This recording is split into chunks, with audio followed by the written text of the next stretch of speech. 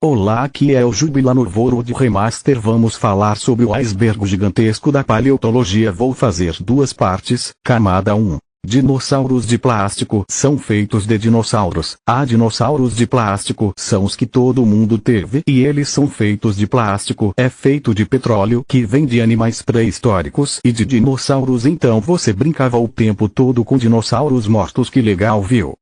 Teoria da Terra oca. A teoria fala que a Terra é oca, mas a Terra não é oca, já que tem núcleo e muitas camadas, muitos grandes para andar. Essa teoria fala que os dinossauros eram muito grandes para se mover, mas está errada, já que mesmo que os animais grandes pareçam que não andam, realmente andam. Dinossauros são dragões. Essa teoria fala que os dragões são dinossauros sobreviventes do asteroide, por causa de tantas representações de dragões no mundo, mas é provavelmente que os dragões foram inspirados em fósseis e esqueletos de tanto extintos e os não extintos. Então essa teoria não está errada tecnicamente. Criacionismo. Essa teoria fala que o nosso mundo foi criado por Deus há 6.000 anos e não existe evolução, devolução. Em biologia, é uma noção quando uma espécie pode se tornar em primitivo, ortogênese. É a hipótese de que a vida tem uma propensão inata para se mover, evoluir, de modo linear, para um objetivo pré-definido, devido a alguma força motriz interna ou externa. Foi proposto ainda no século XIX, bestas místicas baseadas em fósseis.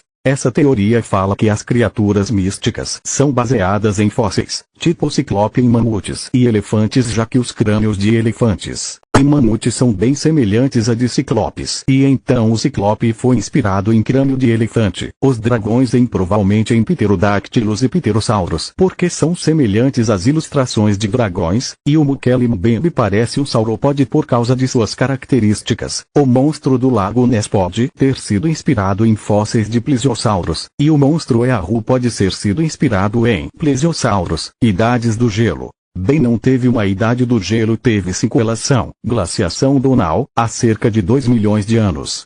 Glaciação Guns, há cerca de 700.000 anos. Glaciação Mindel, há cerca de 500.000 anos. Glaciação Riss, há cerca de 300.000 anos. Glaciação Wurm, há cerca de 150.000 anos. Homem de Piltdown. O homem de Piltdown foi uma fraude paleoantropológica na qual fragmentos ósseos foram apresentados como restos fossilizados de um humano primitivo até então desconhecido. Embora houvesse dúvidas sobre sua autenticidade praticamente desde o início, em 1912, os restos mortais ainda foram amplamente aceitos por muitos anos, e a falsidade da farsa só foi definitivamente demonstrada em 1953. Uma extensa revisão científica em 2016 estabeleceu que o arqueólogo amador Charles Davison foi o responsável pela evidência fraudulenta. Chicxulub é uma farsa. Essa teoria fala que Chicxulub não é o motivo da extinção dos dinossauros. Enciclopédia de Criptozoologia. Anúncio. Enciclopédia de Criptozoologia. No dinossauro editar Mokele Mbembe 1959. O Mokele Mbembe, conforme retratado por David Miller na capa de A Living Dinosaur in Search of Mokele Mbembe, 1987, é provavelmente o criptídeo neodinossauro mais conhecido. Neodinossauros ou dinossauros vivos são uma categoria de criptídeos, incluindo animais que são supostamente notavelmente dinossauros em suposta aparência. Dinossauro saurópodes são o tipo mais comum de dinossauro em comparação com tais criptídeos, mas neodinossauros em comparação com ceratopsianos, iguanodontes e terópodes também foram relatados. Os exemplos mais famosos são aqueles relatados da África Central, como o Mokele Mbembe, Emelantuca e Mbelumbielu, mas neodinossauros foram relatados, com vários graus de frequência e plausibilidade, de todos os continentes, exceto a Antártida. O termo foi cunhado por Ivan T. Sanderson em 1969. Como os neodinossauros, especialmente os de pescoço longo, são frequentemente relatados em pântanos de água doce, lagos e rios, o sistema Coleman-Uyghur de classificação de serpentes marinhas e monstros do lago inclui dinossauros como um tipo de criptídeo aquático. Embora muitos desses criptídeos sejam considerados mais propensos a serem répteis ou mamíferos não descobertos do que dinossauros vivos, o termo neodinossauros é frequentemente aplicado a eles por causa de sua semelhança pelo menos superficial com os verdadeiros dinossauros, e porque eles são tão comumente alinhados com dinossauros na literatura criptozoológica. Segundo os paleontólogos, dinossauros e seres humanos não coexistiram, pois há entre os dois um desencontro de mais de 60 milhões de anos. Mas as provas que pareciam indicar o contrário intrigaram os criacionistas, fundamentalistas cristãos que rejeitam a evolução e acreditam na interpretação literal do pegada humana em Paluche Rivernese, e os teóricos pagãos atraídos às leituras não ortodoxas da pré-história da Terra. Em fins da década de 1930, Roland Barthes, explorador de campo do Museu de História Natural americano, examinou algumas pegadas curiosas no leito de calcário do rio Paluche, perto de Glen Rose, Texas. Muitas delas, que os paleontólogos acreditam datar do período Cretáceo, há 100 milhões de anos, eram visivelmente de dinossauros. Mas outras tinham um aspecto estranho e indefinido, pareciam muito com pés humanos. Barthes rejeitou a especulação de que essas pegadas exigiam uma revisão radical da paleontologia convencional, mas houve quem, chegando mais tarde, não tivesse a mesma prudência.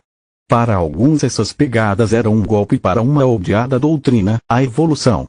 Por volta da década de 1960 os cientistas cristãos argumentaram que a descoberta sugere a coexistência de tipos simples e complexos, no passado ou em eras geológicas, segundo as palavras de Clifford Burdick, autor de Pegadas nas Areias do Tempo, 1975. Isto não harmoniza com a hipótese de que os tipos complexos de vida evoluíram das formas inferiores e mais simples. Ainda, as pegadas, além de pôr em dúvida a visão científica de que a Terra é muito antiga, constituem prova da existência de um grande dilúvio, por volta de 4000 AC. No dilúvio, humanos e dinossauros pereceram juntos. E também, como indica o livro do Gênesis, que outrora havia gigantes na Terra.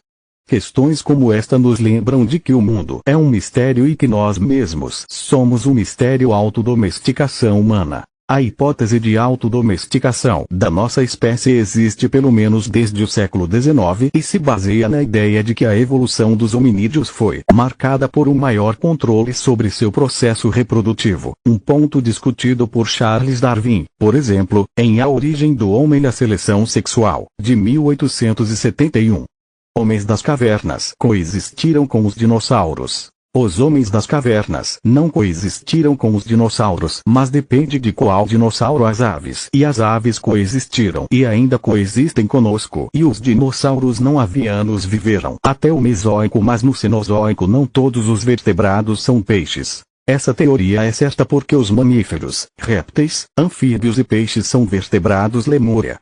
A denominação Lemúria foi cunhada na década de 1860 pelo zoólogo britânico Philip Sclater para se referir à conexão hipotética de terras entre África, Madagascar e sul da Ásia, na tentativa de explicar as semelhanças já observadas nas faunas fósseis nesses atuais e distantes continentes baramines. Baraminologia é um sistema de taxonomia criacionista que classifica as espécies em grupos chamados baramins, considerando o relato de Gênesis e outras partes da Bíblia.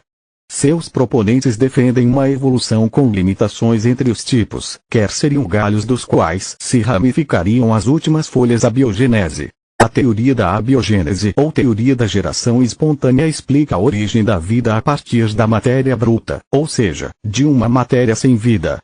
Um dos exemplos clássicos dessa teoria é a crença de que camisas sujas poderiam dar origem a ratos. Vulcanismo pré-histórico. Erupções pré-históricas no passado. Micróbios em fósseis. São germes ou micróbios fossilizados. Panspermia. Panspermia, do grego antigo pan, tudo, e esperma, semente, é a hipótese de que a vida existe em todo o universo, distribuída por poeira espacial, meteoroides, asteroides, cometas e planetoides, bem como por espaçonaves transportando contaminação não intencional por micro-organismos, conhecida como panspermia dirigida. A teoria argumenta que a vida não se originou na Terra, mas evoluiu em outro lugar. Semeou a vida como a conhecemos. A panspermia propõe que organismos como bactérias, completos com seu DNA, poderiam ser transportados por meios como cometas através do espaço para planetas, incluindo a Terra. A panspermia vem em muitas formas, como radiopanspermia, litopanspermia e panspermia dirigida. Independentemente de sua forma, as teorias geralmente propõem que micróbios capazes de sobreviver no espaço, como certos tipos de bactérias ou esporos de plantas, podem ficar presos em detritos ejetados no espaço após colisões entre planetas e pequenos corpos do sistema solar que abrigam vida. Esses detritos contendo as formas de vida são então transportados por meteoros entre corpos em um sistema solar, ou mesmo através de sistemas solares dentro de uma galáxia. Desta forma, os estudos de panspermia concentram-se não em como a vida começou, mas em métodos que podem distribuí-la dentro do universo. Este ponto é frequentemente usado como uma crítica à teoria. Panspermia é uma teoria marginal com pouco apoio entre os cientistas tradicionais. Os críticos argumentam que ela não responde à questão da origem da vida, mas apenas a coloca em outro corpo celeste. Também é criticada porque não pode ser testada experimentalmente. Historicamente, as disputas sobre o mérito desta teoria centraram-se em se a vida é ubíqua ou emergente em todo o universo. Devido a sua longa história, a teoria mantém o apoio hoje, com algum trabalho sendo feito para desenvolver tratamentos matemáticos de como a vida pode migrar naturalmente por todo o universo. Sua longa história também se presta a extensas especulações e fraudes que surgiram de eventos meteoríticos.